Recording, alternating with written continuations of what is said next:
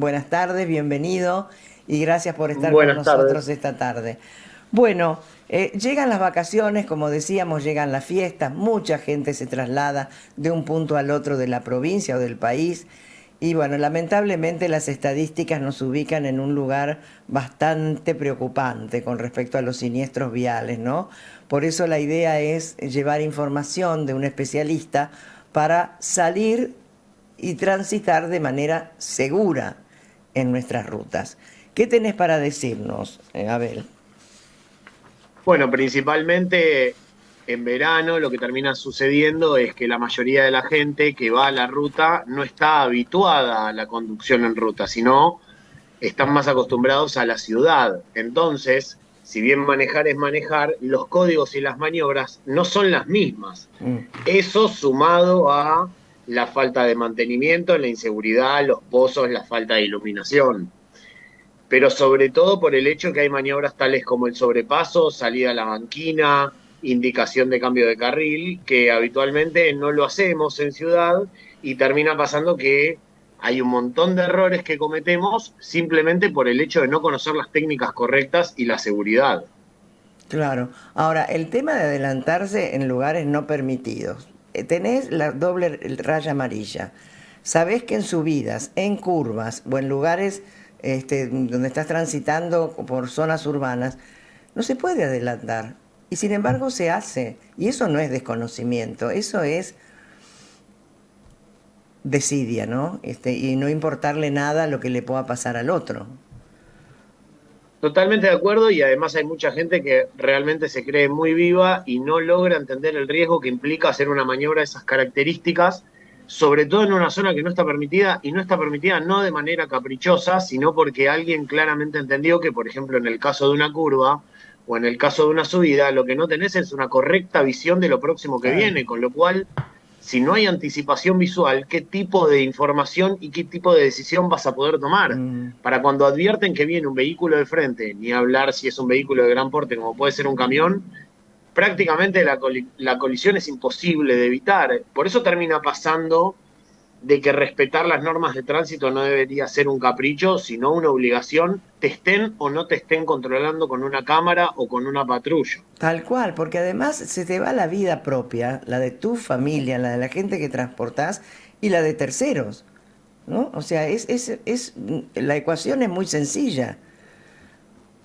No solo eso, sino que además hay mucha gente que no logra entender que la diferencia que haces yendo a exceso de velocidad y no cumpliendo las normas de tránsito respecto de aquellos que sí cumplimos y nos preocupamos, tal vez en un viaje largo puede ser 40 minutos. Mm, sí, es verdad. Entonces, esa diferencia de tiempo, algunos lo hacen porque se creen vivos, algunos les divierte, otros no entienden el riesgo y como vos bien decís, una maniobra de sobrepaso, adelantamiento o salida a la banquina puede terminar realmente muy mal y muy grave.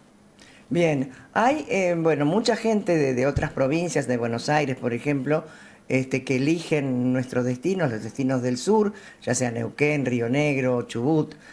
Bueno, primero tienen que transitar obligatoriamente por la ruta 151, que todos sabemos que es una trampa mortal, ¿no? Entonces allí, independientemente del reclamo que se le hace a a Nación, porque creo que es una ruta nacional, ¿verdad?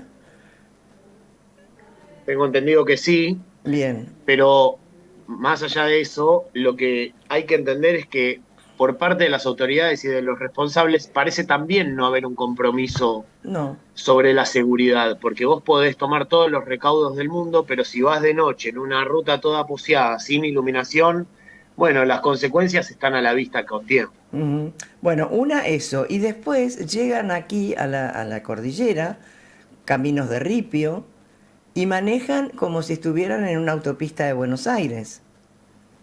¿Mm? Y después vienen las Totalmente, de hecho, consecuencias.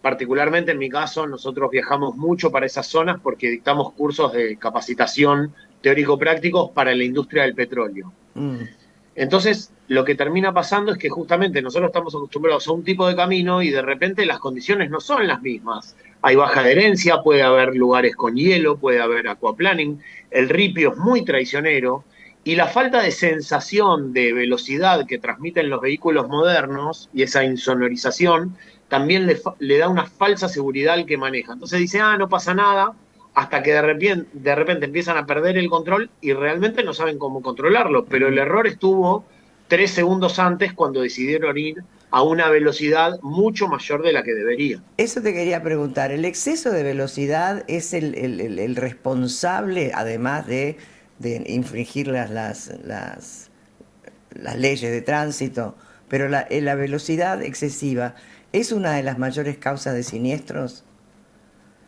Totalmente, y no es una cuestión caprichosa, lo mismo sucede con la distracción visual, que el elemento más atractivo de distracción visual es el celular. Pero todo eso, sumado a el exceso de velocidad, hoy por hoy no es una novedad a qué velocidad vas. Los velocímetros son cada vez más precisos y son muy legibles, con lo cual aquella persona que sabe que tiene un cartel que va a 80 y dice, no, bueno, yo por acá podría ir a 100, es un porcentaje muy alto por sobre el exceso, y más allá de la multa, que a algunos nos puede doler a nivel económico, pero a otros puede no hacerle nada. Esa diferencia en velocidad implica que necesito mucho más distancia para cualquier tipo de maniobra.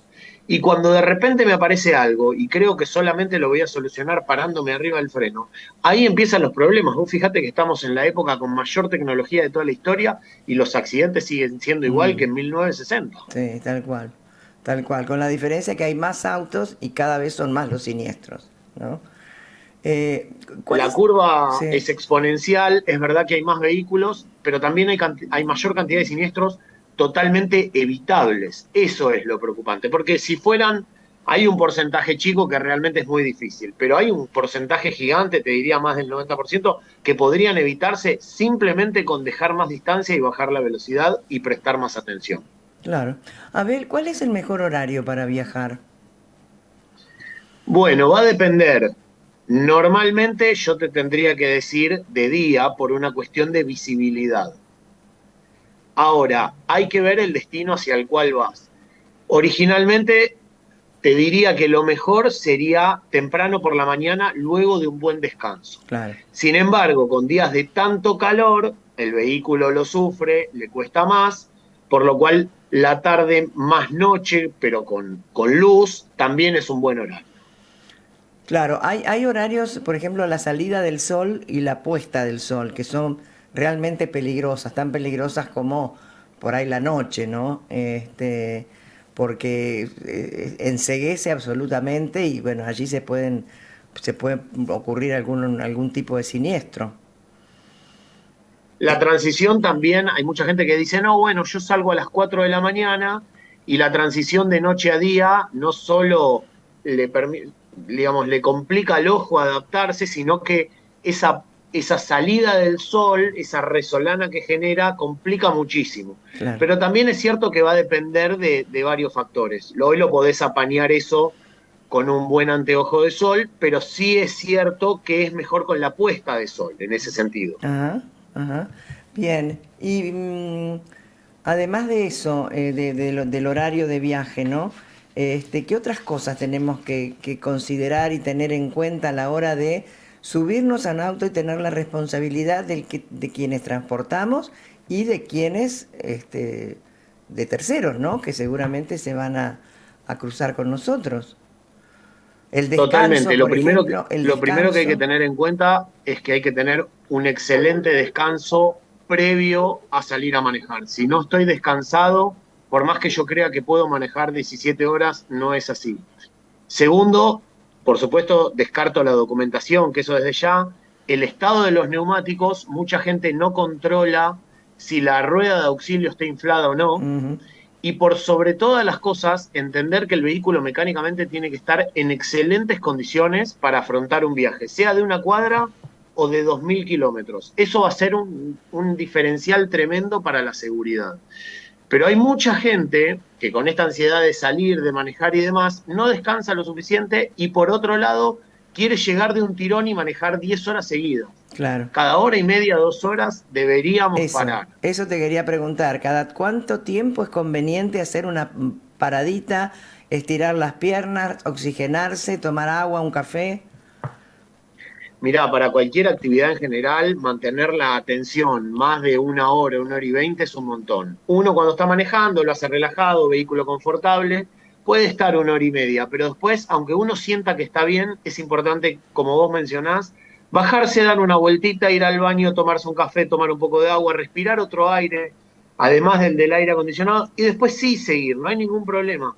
Pero mínimo cada hora y media, 2 horas, es preferible perder esos 5 o 10 minutos y no que después aparezca esto que se conoce como sueño blanco, Sí, que uno está en la posición de manejo, uno hace absolutamente todo, pero la cabeza está en otro lado. tal cual. Entonces pasan muchos kilómetros que no advertimos absolutamente nada.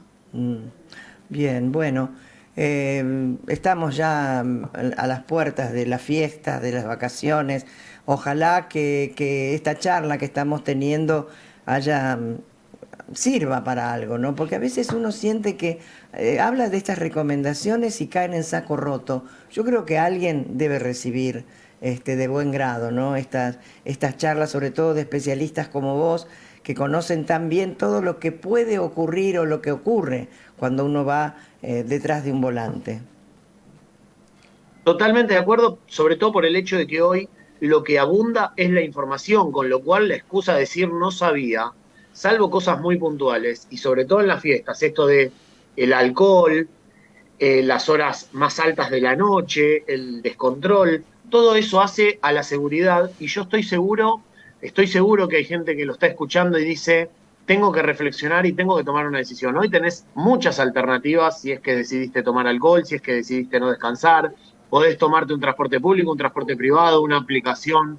Hay un montón de alternativas. Lo importante es que la gente entienda que tiene que decidir con anticipación la seguridad, porque una vez que las cosas pasan, ya es tarde y es muy difícil, y te diría imposible, volver atrás y deshacer muchas veces determinados daños Mm, irreparables. tal cual. A ver, la última.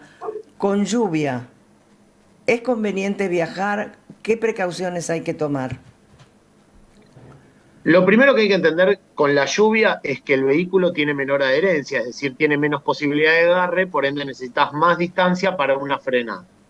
Pero por sobre todas las cosas, si vos conocés el destino de hacia dónde vas a ir, investigar un poquito en qué condiciones está, no solo la Claro. ruta, sino además si es una zona que tiende a inundarse. Hoy tenemos mucha información al respecto, con lo cual, si vos vas a una zona que sabés que tiene un historial de que si se larga a llover muy fuerte no vas a poder pasar, queda negado, o tu vehículo no está en condiciones, no tenés una super camioneta, es conveniente tomar la decisión de posponer el viaje. Claro. Ahora, con lluvias normales, en condiciones de ruta con seguridad, lo único que hay que tener en cuenta es, necesito más distancia y para necesitar más distancia lo que tengo que hacer es viajar más despacio y mucho más atento. Claro. Muchas veces creemos que la lluvia simplemente moja un poco y a veces nos complica muchísimo a pesar de tener todos los controles. Mm. ABS, control de tracción, control de estabilidad. O fíjate que a pesar de todos los controles y las colaboraciones tecnológicas, los vehículos siguen chocando y perdiendo el control, que eso es de hecho lo que nosotros mostramos en la práctica.